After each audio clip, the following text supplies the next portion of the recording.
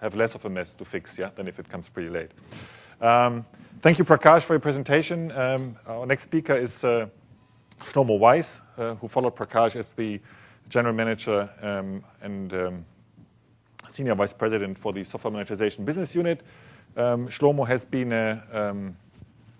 in business development at SafeNet before. We acquired him through the Aladdin acquisition 4 or 5 years ago, where he was responsible for business development and strategic planning in the Software Monetization Business Unit as well. He was fundamental to the launch of our cloud technology and getting that to market, which I think we launched about 4 years, maybe 1.5 years after we merged with Aladdin. Before that, Shlomo has also been in different business development roles in the telecommunications industry. So, Shlomo, welcome, and looking forward to hear your presentation. Thanks, just going to move this out of the way. Gosh, I don't know why I got the mic that I get to walk around, but maybe it's because I brought props. All right, so I'm going to start with the story. You're wondering why I have a football in my hand. So I'm going to start with the story and then get into the presentation specifically. So true story. 2 days ago, Sunday, finishing packing up. I've got a taxi coming in 10 minutes. I'm running behind schedule. Still have to finish up the packing, like I said. And my 15-year-old son walks into the room and says, "The table broke." I said, "Okay, let me see what this is about." So he takes me outside, out to the patio, and I see in 1,000 pieces, we had this glass table top, and it's all over the place. Now, note he said the table broke. He didn't say, "I broke the table." So I'm like, okay, let's hear. There's got to be something, behind this. So let me set this up for you for a second. Imagine this is our glass table. It's bigger than this one over here. What my 15-year-old decides to do is he takes my 7-year-old's basketball net with a pole, decides to move it close to the table, unscrews the backboard so that it could swivel. He stands around here, takes a football, and says, "What's going to happen if I throw it as hard as I can against the basket?" He throws it as hard as it could. It twists around, and then it goes and hits and shatters the table into 1,000 pieces. So why am I telling you this? I'm going to put this down. Get back to it later. Why am I telling you this? Because as you can imagine, this completely threw me off my schedule. I was supposed to be getting to the airport. In the end, my flight was late anyway, so I had plenty of time, but it really just was completely disruptive to my day. And that's what I want to talk to you about today, is the disruption that's happening in the market because of what we call this connected world, and as is the theme of monetizing the connected world for this LicensingLive 2014. When we look at the disruption that's happening in the market, it's not just disruption ahead. We look at it that it's here today. And I think what's driving it is what we're calling this cycle of disruption. If we think about it, I'm going to switch gears for a second because most of us, I think, if not all of us, deal with the business-to-business space. But I do want to talk about consumer, where this connectivity and the online connectivity has been changing markets and changing industries for a good 20 years. Whether it's Amazon and retail, Netflix to video, Skype and WhatsApp and communications, Airbnb, Uber, and many others. When I think if you look at it, at the different forces that are driving this disruption, it really starts with the connectivity, right? The online connectivity is what enabled all these companies to be able to come into these industries and offer new products, new services, and new business models to really, truly change all these different industries and markets. And if you notice companies like, whether it's an Amazon or whether it's a Skype or others, the ones that have done it really well reach a point where they've got economies of scale. And at economies of scale, they have that they're providing these services and these products to thousands, if not millions of customers. And they get this competitive advantage that enables them to do business much more effectively and efficiently. They have a different cost structure. That eventually leads to is that they have the pricing power as well. So why is Amazon able to offer things at discounted rates? Because they're much more effective and efficient than other retailers.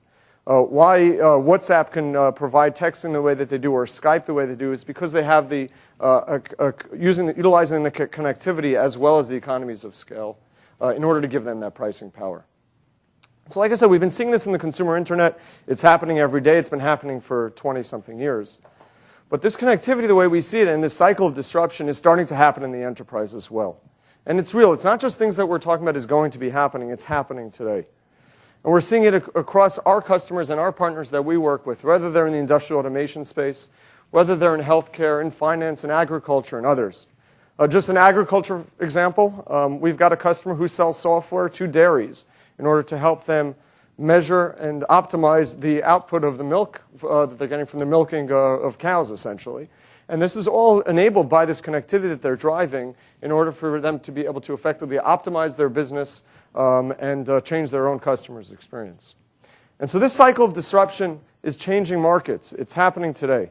Another example, and this is just an example from the New York Times from a few weeks ago, the subprime auto loans business, right? Who would have known? Within the auto industry, right, there's a lot of car financing. There's a certain category of consumers who are have high-risk credit, and so the auto manufacturers are willing to give them loans at a very high rate, essentially subprime auto loans. If you can see the title here of this article in the New York Times, "Miss a payment, good luck moving that car." Because the companies now that are actually growing the most in this auto loan industry, what they're doing is they're going to the customers and saying, "You're high risk, we're willing to give you a loan at a very high interest rate, but you have to put this device in your car so we can constantly monitor you. If you miss a payment, we have the ability through our mobile phones even." There was an example there of someone who was sitting at home through their mobile phone. They saw their customers late for a payment, and they turned off the starter on the car so that the person could not start their car. They knew exactly where it was located, and they went and repossessed the car. There are pros and cons to this. I don't want to go into the details of this. But what it is doing is this is disrupting the entire industry. This is a graph, if you could see the darker blue at the bottom, shows the growth the last few years of subprime. It was at its peak in the 2006 and 2007 before subprime became a dirty word in the mortgage crisis, and then it declined. But over the last couple of years, the growth that's being driven are by those companies, by those auto loan companies that are utilizing the connectivity with these consumers, and that it gives them the confidence to be able to give these loans in order to grow their business. And so that's where this is really disrupting this specific industry. And there are examples, and I'm sure you've heard it from the different verticals that you serve, of how these things are changing. So what I want to do, though, is tie that into, okay, software monetization. How is that connected to what we're talking about here today? So at SafeNet, when we started, when we look at the connectivity issues and the connectivity and what the opportunities that this brings to our customers and the partners we work with, what we've seen is it's very common thread that it's not just the connectivity, but it's a lot of the software development that's happening in order to enable all the new products and the new services that are going out to the market. Prakash mentioned making that transition from within our security business, from the hardware to the software and services, and we're seeing it really across the market. We're seeing it from pure on-premise, traditional on-premise vendors that are continuing to sell their software on-premise, but they know it's going to a connected environment. So what does that do for them in order to be able to connect to their customers, both in terms of the type of experience they can offer them, in order to be able to collect things like usage and change their business models? We're seeing it in cloud and SaaS and mobile, which are inherently connected. And with intelligent devices, right? The rise of the IoT that there's going to be some speakers are going to be addressing later today, it's real. We're really seeing it happen. Companies like GE, I was reading on the plane over here. There's a really fascinating article in the Harvard Business Review about the transition that GE has done across all the different units within GE to become more software-driven, and the investment that they're making in software development, because they see that that is really driving their future. And so if you think about it as the software is really what's driving these connected environments, and we here at a software monetization and within the licensing industry, we have to start thinking about and looking at, well, what type of opportunities does this open up for us if software is becoming of more value and it's what's really changing these markets? How do we continue to leverage the opportunities that this brings us in terms of how we monetize the software? So when we talk to our customers, you see the different thought process, and it goes a little bit to what Prakash was saying as well. Where are they in the phase of their business and how they're thinking about this? But what I would recommend is you start with the market dynamics and the customer experience, right? How is my market around me changing? Are there new segments that I should be going after?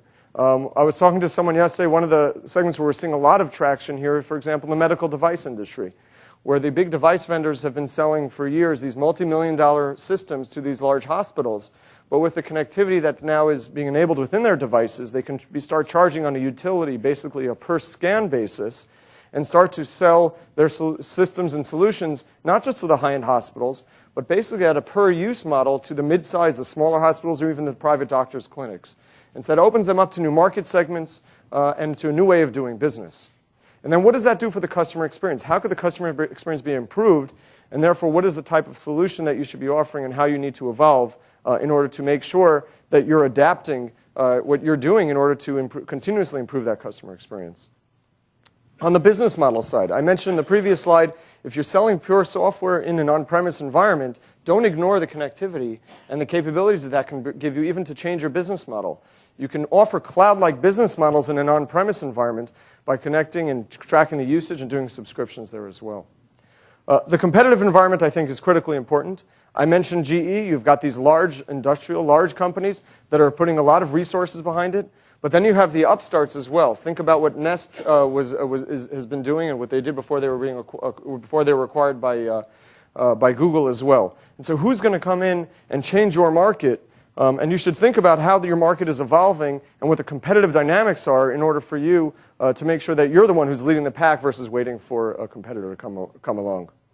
And the last point here is the ecosystems. I think this is true of us as SafeNet as well, and Ansgar mentioned our partners that are outside. We have this partner pavilion outside.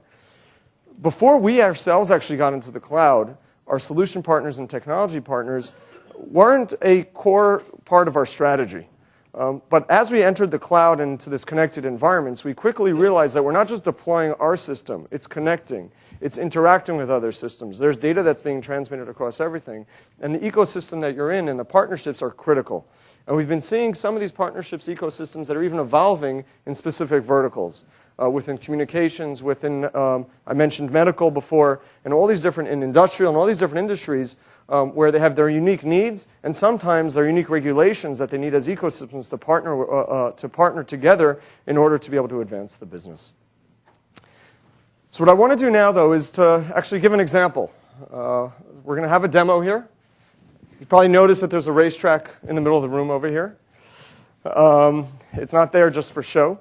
I'm going to ask Ariella, who runs marketing for our software monetization division, and Mitsu, our CTO, to come up and help me out over here with the demo.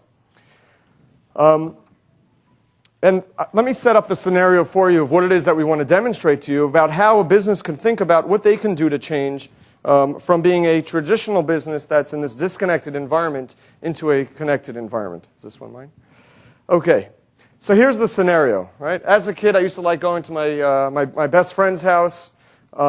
We would go to, he had this cool racetrack. I didn't have one in my house. And it was fun to go over there and play. But after a little while, hopefully the video is working, okay, you'll see it on the screens too in a second. After a little while, it got a little bit boring because, to be honest, it wasn't very interactive. It was kind of doing all the same things. The cars were doing this at the same speed, and I couldn't get other friends involved. So as I grew up, I still loved to race the cars. I decided I'm going to start a company. I'm going to build my racetrack, but I'm also going to add additional services to it where I want to make this more interactive. I'm actually going to invite friends that they can then select, and they can it will make it into a popularity contest where they can vote and decide, if I can get more features and how my race car is going to go when I'm in competition with people, with friends like Ariella. So I'm actually going to show this to you now because what we did was we had, as part of this fictitious company doing the racetracks, we had Mitsu not just take this racetrack and build it for us, but actually connect it to a cloud licensing system. So we're actually going to show you a live demo now where this racetrack is connected to the cloud, and we're going to make it a little bit interactive, and I'm asking for some audience participation.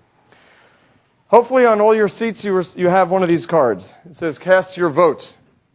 There's a QR code here where you can either scan, there's a URL, and you can see it here on the screen as well. If you take out your mobile phones, your laptops, your tablets, it'll take 2 minutes now if you can go into that URL. We're going to show you that you can get into this, you'll see the screen. You're going to vote either for me or for Ariella. Who's going to get more features? Ariella's trying to get some more votes. And then you can go and select up to 2 features that you want to give us. And we're going to show you on that screen over there is the live voting. So this is happening online. I'm going to give you a couple of minutes to do this. And then once we start seeing the votes coming in, we're going to we're going to stop the voting, we're going to automatically deploy the license that's coming from the cloud right now onto these cars and change the functionality. And so you can see there are 5 different functions over here that you could vote for. So give it a minute and please go ahead and vote. Ariella, I think you need to get some more votes. All right. If in the meantime, if you could put this up on the screens here. So you can see the screens over here show currently which features are enabled. All the red show that they're not enabled. This is Ariella's side. This is my side. And once we close the voting, we're on the fly, we're going to update these licenses, and they're going to be updated here automatically, and you're going to see the difference in the cars as well. Oh, wow. That kind of turned around. The first 11 were SafeNet employees. Yeah. I kind of suspected this was going to happen. I have to say, and it keeps on going. All right, we'll give it another 20 seconds or so. You can make it up with good driving skills. We'll see. Okay. All right, we're going to close the voting in a second, and you'll notice, again, this is live from the system over here. These are the features that are currently disabled. You're going to notice we're going to, as soon as we shut the voting, this is going to be updated, and the new features are going to be enabled all through a cloud licensing system.